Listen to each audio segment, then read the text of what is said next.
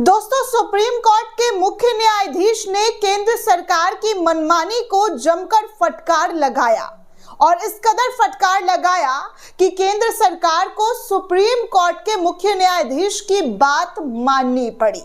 आप सभी को पता है दोस्तों कि हमारे देश में एक खास धर्म को कौन कौन से नामों से नवाजा जाता है और जब जब इलेक्शंस आते हैं तब तो हमारे मुखिया जो है, प्रधान सेवक, ये कहते हुए खास धर्म को टारगेट करने से पीछे नहीं हटते हैं कि उनको घुसपैठियों का नाम दे दिया जाता है कि भैया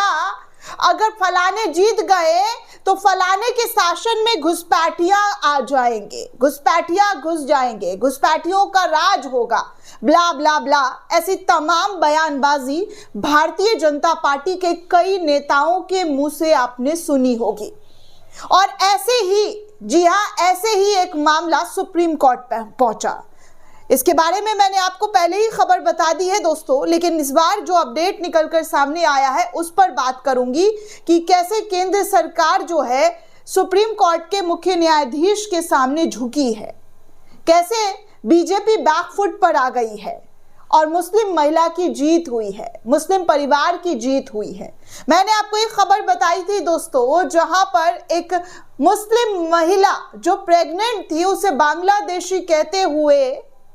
डिटेंशन सेंटर भेज दिया गया, बांग्लादेश वापस जो है उन्हें भेज दिया गया घुसपैठिया कहते हुए कि वो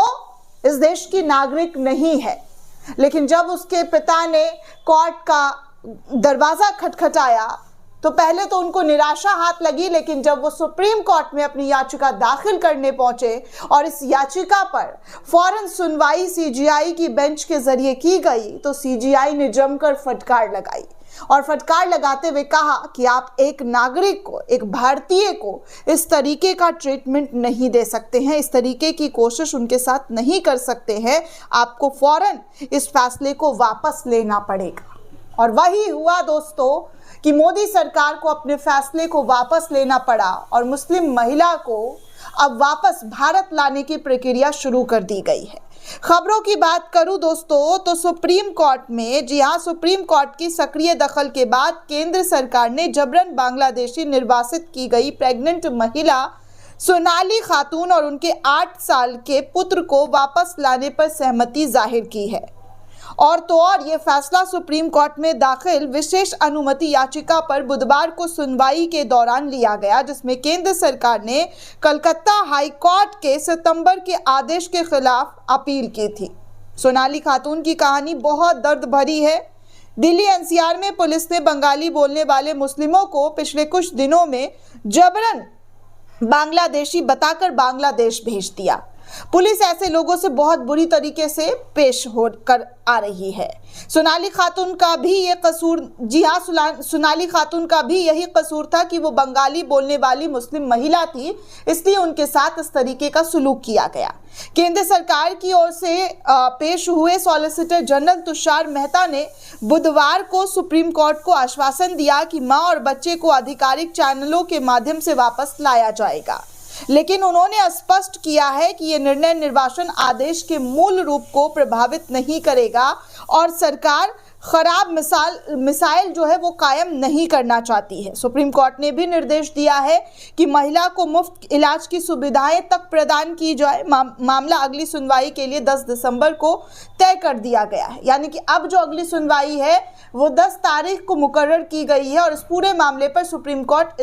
जो है सुनवाई करने वाला है। सोनाली खातून के पिता भोंदू शेख ने जून 2024 में गृह मंत्रालय की 2 मई की अधिसूचना के तहत शुरू हुई पहचान सत्यापन प्रक्रिया के दौरान अपने परिवार पर अतिक्रमण का आरोप लगाया। उन्होंने दावा किया कि उनकी बेटी, दामाद और पोते को बिना किसी उचित जांच के हिरासत में ले लिया गया और 26 जून को बांग्लादेश निर्वासित कर दिया गया। शेख ने कोलकाता हाई कोर्ट में याचिका दाखिल की, जिसमें उन्होंने बताया कि उनका परिवार पश्चिम बंगाल का मूल निवासी है। जी हाँ, परमानेंट निवासी है, वो हिंदुस्तानी है, पश्चिम बंगाल में रहता है और दिल्ली में बेहतर जीवन की तलाश में गया था। उन्होंने स्वयं को पश्चिम बंगाल का स्थायी निवासी बताते हुए ये दावा किया है कि उनकी बेटी और दामाद जन्म से ही भारतीय नागरिक है। जी हाँ, जन्म से ही वो भारतीय नागरिक है, लेकिन उनको बांग्लादेशी बताया गया। हाई कोर्ट ने सितंबर में केंद्र सरकार को निर्देश दिया था कि निर्वासित परिवार को वापस लाया जाए, लेकिन केंद्र सरकार ने दस्तावेजी प्रमाण की कमी का हवाला देकर इसका जमकर विरोध किया। इस पर शेख ने वरिष्ठ अधिवक्ता संजय हेगड़े के माध्यम से केंद्र सरकार के खिलाफ अवमानना याचिका दाखिल की और हाईकोर्ट के जस्टिस जय माल्या बागची ने मौखिक रूप से केंद्र सरकार को सलाह दी थी कि वो शेख की नागरिकता की जांच करे।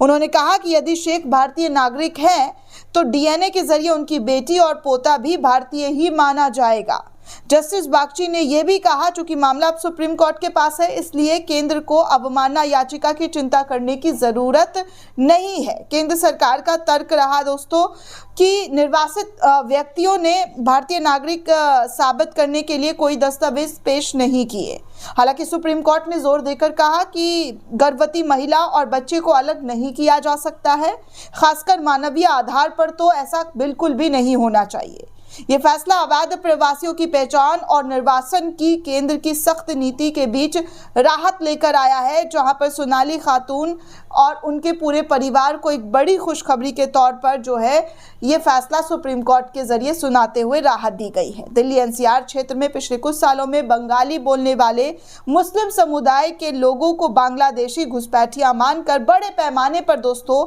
हिरासत में और निर्वासन की कई घटना सामने आई है। कई रिपोर्ट ऐसे सामने आए हैं जिनमें अधिकांश लोग दशकों से भारत में रहे, उनके पास आधार कार्ड, वोटर आईडी कार्ड और अन्य दस्तावेज भी है। फिर भी भाषा और धर्म के आधार पर उन्हें अवैध प्रवासी घोषित कर दिया गया। और पश्चिम बंगाल की मुख्यमंत्री ममता बनर्जी ने तो 2023 से 2024 में इस मुद्दे पर केंद्र सरकार को कम से कम 2 बार पत्र लिखकर कड़ा विरोध भी दर्ज किया था और कहा था कि बंगाली भाषी भारतीय नागरिकों को निशाना बनाना बंद कीजिए। सबसे गंभीर स्थिति गुड़गांव में देखी गई दोस्तों, जहां 2023 से 2024 में सैकड़ों बंगाली मुस्लिम परिवारों को उनके घरों से उठाकर डिटेंशन सेंटर भेजा गया और फिर बांग्लादेश बॉर्डर पर छोड़ दिया गया। इनमें से अधिकांश लोग घरेलू कामगार, सफाई कर्मी, कुक, माली और ड्राइवर के रूप में काम किया करते थे। परिणाम स्वरूप गुड़गांव के कई सोसाइटीज और अपार्टमेंट में घरेलू सहायकों की भारी कमी की हो गई और कई परिवार को महीने तक जो है उनके घर में काम करने वाले नौकर नहीं मिले। इस पूरे घटनाक्रम को the Hindu, Indian express, times of India समेत कई अखबारों ने प्रमुखता से रिपोर्ट की, लेकिन केंद्र सरकार ने अपना रुख नहीं बदला। इसे अवैध बांग्लादेशियों के खिलाफ कार्रवाई बताया और जमकर बंगाली बोलने वाले मुसलमान थे उनको जो है बांग्लादेश भेजा गया। सोनाली खातून का मामला तो सुप्रीम कोर्ट तक पहुंचा और मानवीय आधार पर उन्हें वापस लाने का आदेश हुआ है, लेकिन सवाल यह है कि ऐसी कितनी सोनाली खातून है दोस्तों जो आज भी डिटेंशन सेंटरों में है या फिर बांग्लादेश में फेंक दी गई है, जिनकी कोई आवाज नहीं उठाई गई है, कोई आवाज बुलंद नहीं की गई है। अधिकांश प्रभावित लोग गरीब परिवार से, मजदूर परिवार से आते हैं, जिनके पास ना तो वकील करने की हैसियत है और ना ही कानूनी प्रक्रिया की जानकारी और ना ही मीडिया तक पहुंचने का कोई जरिया। बंगाली भाषा होने और मुस्लिम होने की दोहरी पहचान ने उन्हें इस प्रक्रिया में सबसे आसान शिकार बना दिया है कि कैसे उनको धर्म तो देखा ही जा रहा है लेकिन उन्हें बांग्लादेशी भी करार दिया जा रहा है। बहरहाल सोनाली खातून के पूरे परिवार ने इस निर्णय का स्वागत किया है और उम्मीद जताया है कि जल्द ही सोनाली और उनके बेटे को सुरक्षित वापस लाया जाएगा। मामला अभी भी लंबित है, लेकिन ये घटना नागरिकता सत्यापन प्रक्रियाओं में पारदर्शिता और मानवीय दृष्टिकोण की जरूरत को रेखांकित करती है, जहां पर ऐसे मामले पर सुप्रीम कोर्ट को कड़े रुख अख्तियार करते हुए कड़े फैसले लेने की जरूरत है, जहां पर सोनाली खातून जैसी महिलाओं को इस तरीके की चीजें ना झेलनी पड़े, जहां पर धर्म के नाम पर तो आपको टारगेट किया ही जाता है लेकिन आपकी भारतीयता को भी निशाना बनाया जाता है।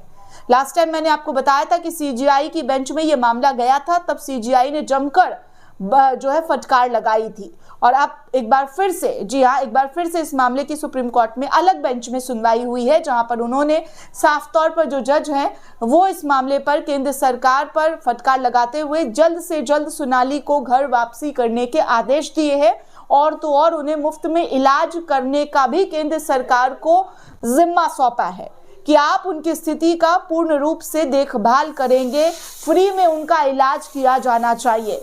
ऐसे कामों के लिए सुप्रीम कोर्ट को आगे आना चाहिए और ऐसे फैसले के लिए सुप्रीम कोर्ट का बहुत बहुत शुक्रिया, बहुत बहुत, जी हाँ, उनको बहुत बहुत सैल्यूट इस देश के तमाम आवामों के जरिए, खासकर मुस्लिम समुदाय के जरिए, कि उन्होंने इस बीच, जी हाँ, ऐसी चीज़ों को तवज्जो दिया, ऐसी याचिका को तवज्जो दिया जो ना जाने कितने सालों तक पेंडिंग पड़ा रहता है। धन्यवाद माय लॉर्ड।